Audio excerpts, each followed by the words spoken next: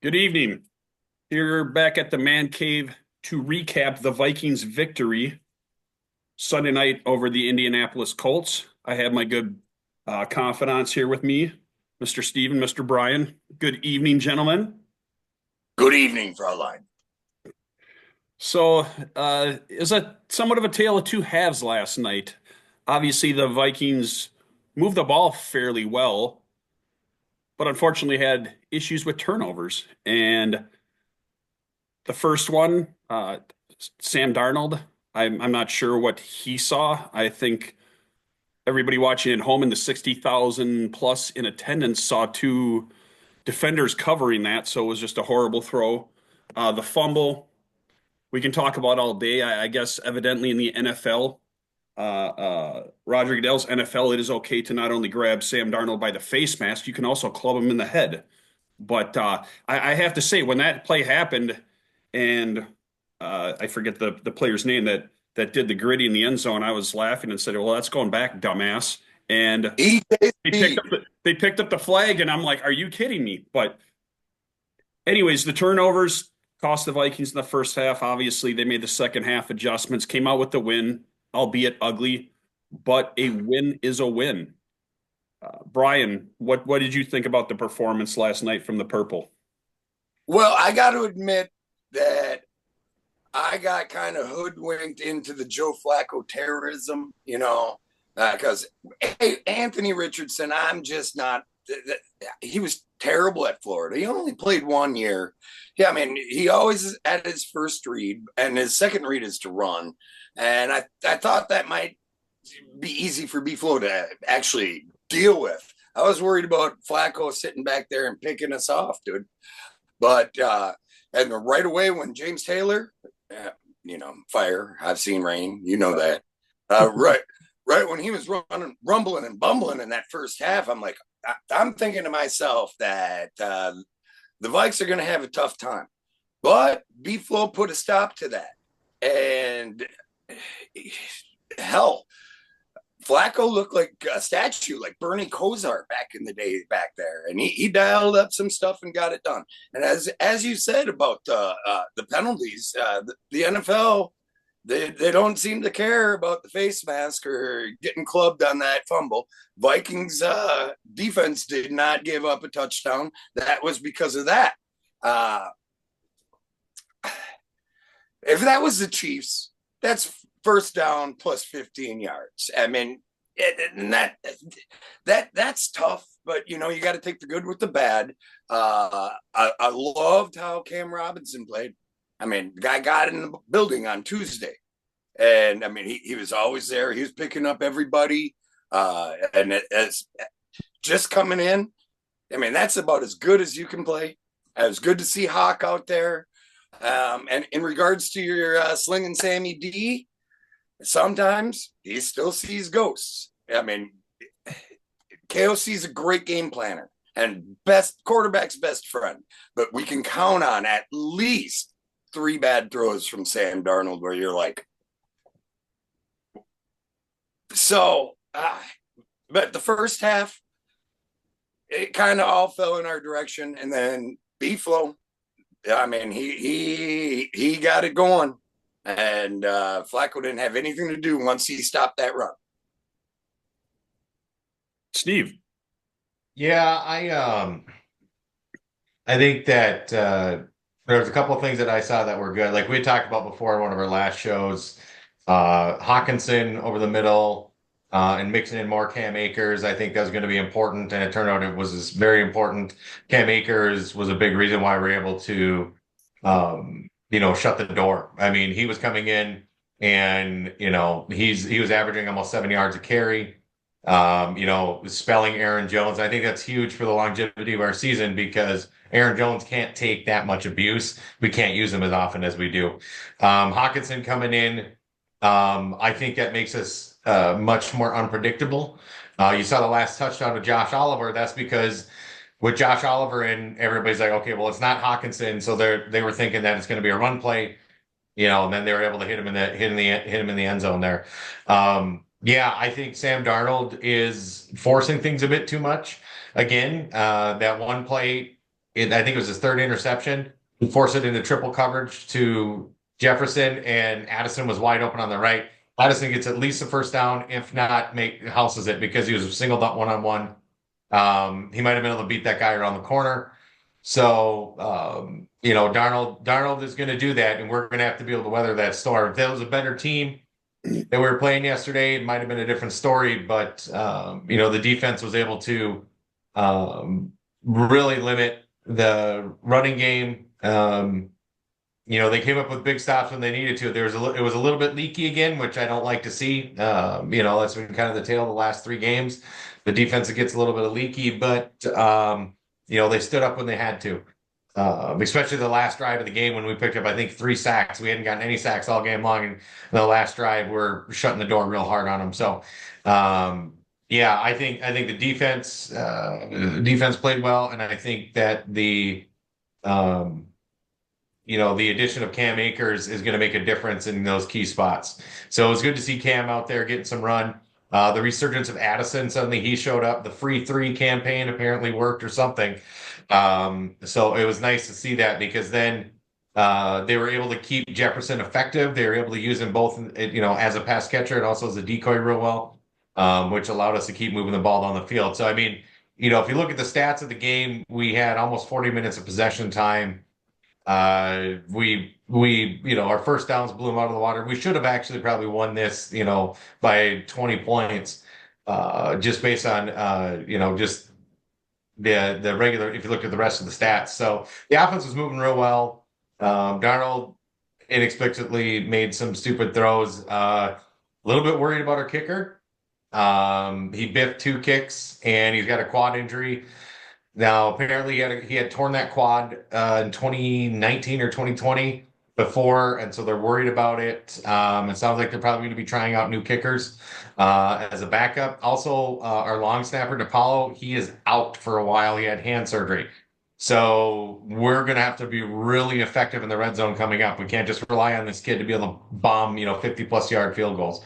So I think the game, we pulled it off when we shouldn't have been able to. I showed resiliency. Darnold had a short enough memory to come back out and keep slinging it and keep running the offense. But yeah, it was a little bit scary there. So some good, some bad. We got off the losing streak. What are we, a game and a half back now in the division, and that's also a game and a half back for the number 1 spot in the NFC. So right now we're in 5th seed, just because we're not the division leader. But we're number 3 in the NFC when it comes to overall record and standing. So we're in good shape, but definitely some things to clean up. Mike? No doubt, no doubt. Agree with your takes there. And customarily when we do these recaps, I give 3 takeaways, which I'll give. Steve gives out his bad MF for the game. Brian, I'll give you a little bit of time to come up with your signature, your mantra for these casts. So think about something you want to give out on good a to have weekly notice, man. Okay. So, anyways, but my 3 takeaways, first and foremost, like you stated, Brian, at the beginning, I was nervous about Flacco just because I've seen what he's done coming in on short notice, coming in relief the last couple of years, and just how I think it was Cooper Rush from Dallas, how he toasted us. I can't remember his last year, the year before, but nonetheless, just getting burnt historically by quarterbacks of that magnitude.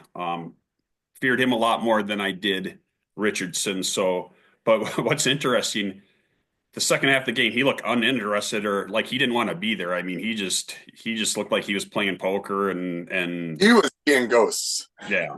I don't know what happened, but one of my takeaways, Joe Flacco, I don't know if he wants to still be here. Maybe he's taken enough abuse over the years and he just sitting on the couch and they keep calling him, so he keeps showing up. But I would venture to say if his season continues like last night, that his decision to step away from the game might be hastened. Darnold, we talked about, the turnovers. They still, I didn't have a problem with the second interception, or even the fumble per se, because he got clubbed in the head and it shouldn't have counted. But that one to open the game was just a boneheaded throw, and you just can't make those. And he seems to be doing that with the game. And unfortunately, against some of the better teams, that could be an issue. And for whatever reason, he started out the season hitting him, but Jordan Addison, I can't tell you how many times these games I've watched where he's open or he misses them or he just doesn't hesitates to throw his way. So hopefully that can change here in the second half. But my third takeaway is the defense, and we've seen some cracks the last couple of weeks, but they were excellent last night. Played a great game. I was a little nervous too when Taylor started off and picked up a couple of first downs and was seemed like he was getting 9 yards every time he touched the ball, but fortunately, they bottled that up, and I think after the first series or two, he was really a non-factor. So, Steve, I will turn it over to you for your bad MFer of the game. Yeah, it's a little bit tough to, the bad MFer, and then we got some more, it really, I could flip-flop here with the bad MFer of this game, and then, getting into mid-season stuff as well here. Um, it's tough. I could do co for both, co bad MFer and co and whatnot. But I think for this game, the bad MFer for me is going to be Jonathan Grenard. He picked up a couple more sacks last night. He's the leader in pressures now. And he came in from Houston last year. People weren't sure what was going to be. He got two more sacks last night. So he's up to it. He's got 7 sacks on the season. We're basically at the halfway mark. 48 pressures this year, leads everybody in the NFL. He really, he came in at the end of the game and really shut the door, right? I mean, he really did what he needed to do to be able to shut things down and, put them in a bad position to be able to try to move forward and make an attempt here. So my bad MF for the game is definitely going to be Jonathan Grenard. 7 sacks on the season. He had 2 sacks last night. He's got the 48 pressures this year now. Definitely bad MF for me. Without that effort at the end of the game, and integral in stopping the run as well, right? That he's a big part of why we can stop the run like we can. So Jonathan Grenard, bad MF for game against the Colts. Brian, give us a final take. Well, I don't have a pick yet. I'm working on it. I'll hit the drawing board, fellas. Okay. I'll work. But Let me put it this way. I had preconceived concerns and the outcomes of them. Number one was Cam Robinson. I don't have to say much more about that. My second concern was that the NFL, it's a game of copycats and adjustments that they always catch up to you. And last year, B-Flow was on fire until week 5 or 6, until all of a sudden they started figuring out what he was doing. B-Flow came through. So my preconceived concern, it ended up that B-Flow made it happen. Disguised blitzes, did everything. My other concern was Ty Chandler is the most horseshit pass blocking running back I've ever seen in my life. No, I'm gonna say it's Spud Webb. Worse than Adrian? Spud Webb could pass block better than that. That was a concern. I love seeing Cam Akers out there, and he knows what he's doing. He knows the playbook, and he did his job. My other concern was that everybody's catching up to Aaron Jones, what we like to do with him, or what the Vikings like to do with them, and what Aaron Jones likes to do. So the book seems to be out on him. And I think Cam being here for a couple weeks, I think that really kind of shook it up. My other concern, this isn't a preconceived one, is that kicker and that long snapper. Yeah, well, as Mr. Steve has said that he blew out his quad, I believe it was 2019 at Alabama, had the problem before. We have a history of just ruining kickers. It was good for a while with Ryan Longwell, I got to admit. And it was good for a while with Blair Welsh until he shanked that thing at Gopher Stadium. But I think we ruined another kicker. And now that's going to be a concern coming back around the corner now. But what that's going to bring, I have a feeling we're going to be going for a lot more fourth downs. I have a feeling we're not going to be bombing those 50-yard field goals, as Steve said. I have a feeling that KOC is going to be a little bit more aggressive. And, heck, I can say heck on the show, right? Yes. This watching. I'm all right with aggressive play calling. And my other concern was that first effing Hawk reception. It looked just like when he got his knee tore up. I just stood up and I was like, but I got to give credit to the defensive back. I forgot who it was. I think it might have been EJ Speed again. He just kind of picked him up and kind of laid him down. But I'm going to leave it with that. And I'm going to come up with a shtick for next week. Well, I think you came up with it. It's called Brian's Concerns. So, Oh, is that what it is? because I think you let out 5 or 6 of them. So we'll let you work on that. Just be prepared next week, my good man. Oh, you tell me I'm not prepared? Oh. Oh, Well, I'll call you after this, MF. Yes. Whether I answer is a whole nother story. Well, anyways, so with that, I mean, technically the NFL in their quest to make more money a couple years ago decided to add a 17th game. So we're technically not halfway till the season till halftime on Sunday against the Jags. But I figured this panel would brainstorm and determine their MVP, technically halfway through the season. But I can go ahead and start, and I will say I'll probably state the obvious with this one. Justin Jefferson, been very consistent the whole season. Added some wrinkles to his game. I like the pass that he did to Jones yesterday. I know he's tried to throw before, and I believe a couple weeks ago he didn't see it, so he ran and got a few yards out of it. But just the player that he is consistently game over game, getting big catches, getting tough catches, taking hits. I mean, his ability to withstand, hits when he catches passes over the middle, which not all the doesn't happen all the time, but he's consistent week in, week out. You know what you're going to get from him. I thought about Aaron Jones, a couple of the guys on defense that you could throw out there too. Perhaps one of you guys have something different than I do, but I will say midway through the season, Justin Jefferson would be my MVP for the Vikings. Steve?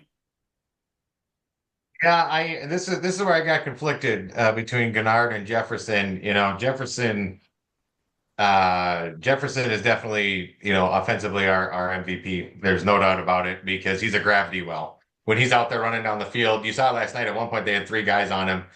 And that should be leading to more Addison connections and things like that. But he's got 48 receptions, so he's tied for 10th in receptions. He's got 783 yards, which is first in the NFL. He's only got 5 touchdowns. He hasn't been getting in the end zone a whole lot. But he's averaging 16.3 yards a catch. So I mean, this guy is literally without him, our offense is, we're going to be lucky to make 500. There's a lot of other things a lot of other people you can bring up. Like I talked about Grenard, Blake Cashman. Quietly, you can see what happens when we don't have him on the field. The center of the field's been garbage. The last 3 games, people have been exploiting it against us because he's not there, because he drops so well into coverage. Brian Flores, you can even talk about him being MVP of the half of the season because of his defense and the way he's been mixing it up. The wrinkles he put in, how he could. I mean, he did confuse a Super Bowl winning quarterback, 2 of them so far this year. He confused another quarterback who's been to the Super Bowl. So I mean, he's got the ability to do that when we're getting pressure. I think we need to make some. We either got to get another corner. Hopefully tomorrow we'll get some cool news. We got a corner or interior defensive line, something like that to help us some more pressure. Because when we don't get that and we don't have Cashman dropping back, we're very soft in the middle. But I mean, this team does not score. This team does not move the ball. It does not possess the ball without Justin Jefferson. So Justin Jefferson, I'm going to agree with you on that, Mike. He's my first half of the year MVP.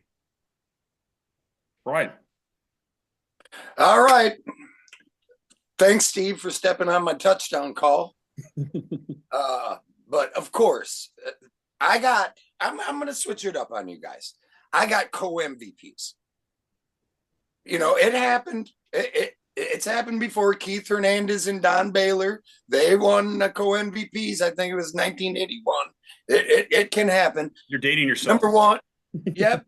Number 1, it is the greatest wide receiver on the planet. He doesn't have huge numbers, but they're huge enough. What did douchebag Collinsworth say every time he was near? The weather moves with him or something like that. And of course it does. It takes, there's always somebody over the top worrying about it.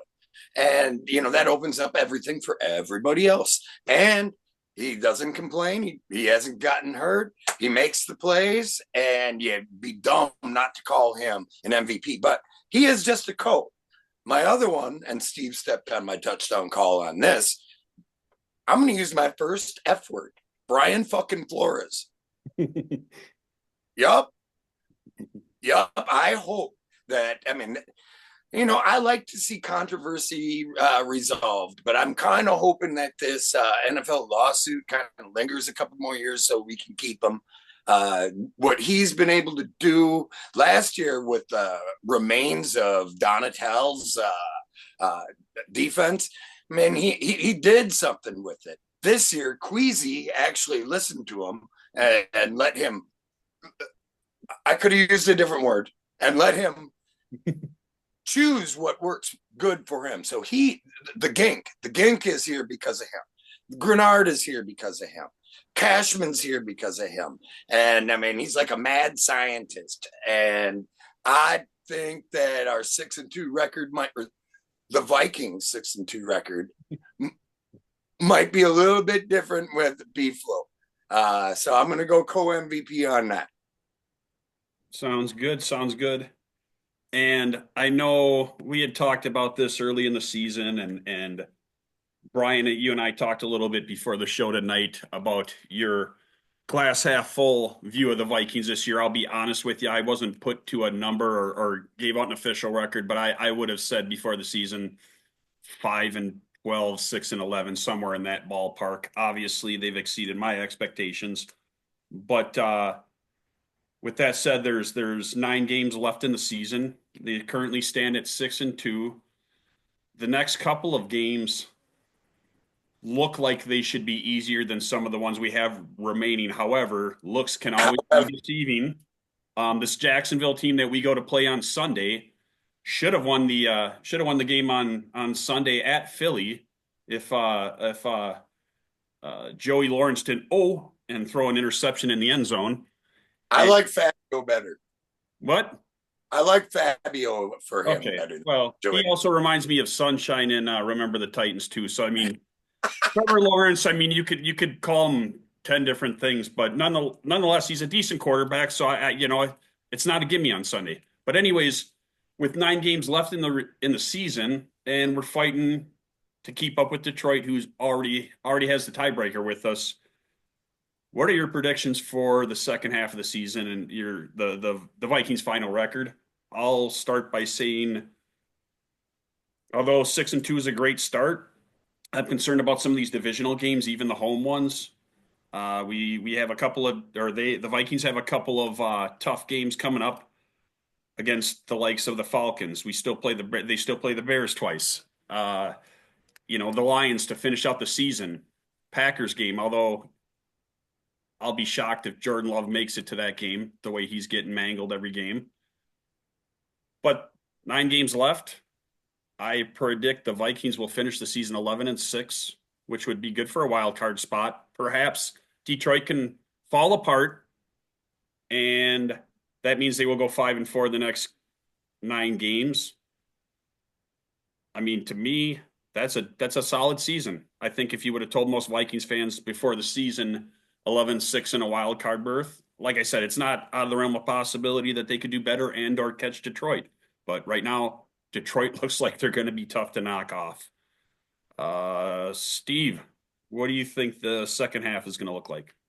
Yeah, I was looking at the rest of the schedule, while you're talking there, and I think there's going to be a game that we'll lose that we should have won, and I think there's a game that we're going to win that we should have lost. So I'm looking at us actually going 6-3 the rest of the way. I think we're going to be 12-5, and we're going to be right there. I look at the Lions game as either it's a win because Lions already wrapped up home field advantage, and they're resting people, which is very possible. Literally, if the Lions win, if they win 6 out of their next 9, they're taking it, right? And they could be the number 1 seed in the NFC. But that Lions game, I think, is going to be very meaningful, probably for both teams. That could come down to the division and to the number 1 seed in the NFC. So I figure, we're going to go 6-3 the rest of the way. We'll beat a team we shouldn't. We'll lose to a team we shouldn't. That's going to put us on 12 wins. Uh, and I like you said, I wasn't sure at the beginning of the season. I thought for sure we were, um, we're going to be fighting maybe for a wild card or being just under 500, just because I didn't know what Sam Darnold was going to be able to do, and we still got a ways to go with him. But I'm looking at us going 6-3 the rest of the way, end up with 12 wins. Ryan. Well, second half. I mean, I got to give a shout out to a disc jockey from Sioux Falls, South Dakota, one of my besties. We're always in communication about the Vikings. He said a 6-11 year this year. I said, you're on drugs, dude. We're going to be 11-6. And you know what? I'm going to stick with this. We're going to be 11-6, and I'll even walk you through it. Jacksonville, even though we're there, in every sport, whether it's basketball, hockey, baseball, football, handball, Chinese checkers, if somebody's traded over to that team, they're gonna, like, B-Flow's gonna have him in an interrogation room, Cam Robinson, and he's gonna learn everything about him, and Fabio is gonna get rocked. So I'm gonna call that a win. The Tennessee Oilers, I'm not even gonna say anything about that. That's a win. Then we get to Soldier Field. It's always a buzzsaw. Always a buzzsaw. But I think B-Flow, my MVP, will dial up some stuff that Caleb Tulip Williams might not have ever seen. But then we got him back at home. I'm going to call Chicago. We're going to be 1-1 against them. Arizona concerns me, even though we're at home. We haven't seen a quarterback like Kyler. And that kind of concerns me. So I'm kind of leaning that might be a game that we could lose. And then Atlanta at home. B-Flow practicing against Kirk O'Chains for a year and a half. Oh, I bet you he's got something for him. I'm going to chalk that up as a win. Seattle, as PA says, it's the hardest place to play because the clouds are so low and it's so thundery. The defense looks pretty good. FPA on that. But I'm just going to say that could be a loss. Green Bay, we win. Fuck Green Bay. And Detroit at home, that team does look like the best team in the NFL. It really does. So I'm going to say we're going to go 5-4 the rest of the way and be true to my original prediction of 11-6 crash. Drops the mic. All right. Well, gentlemen, it's been a pleasure. I know there is a football game on here in about 5-10 minutes that I know all of us will probably be watching, as well as the Timberwolves at 8 o'clock. LaMelo Ball is actually going to play tonight. I don't think I've seen him in 2 years. But it's been a pleasure. I know we'll see you guys Wednesday for our weekly Timberwolves recap. I think we got some good stuff to talk about. And if you guys saw today, the arbitration hearings between Mr. Taylor, Mr. Rodriguez, and Mr. Gray started. So shit's going to get thick this week. So I think we'll have a lot to talk about. What's that? I'm ready for you all. Man, I'm ready for you. I'm ready for you. So appreciate it, gentlemen. And we will see you Wednesday night. Take care. Bon voyage, people.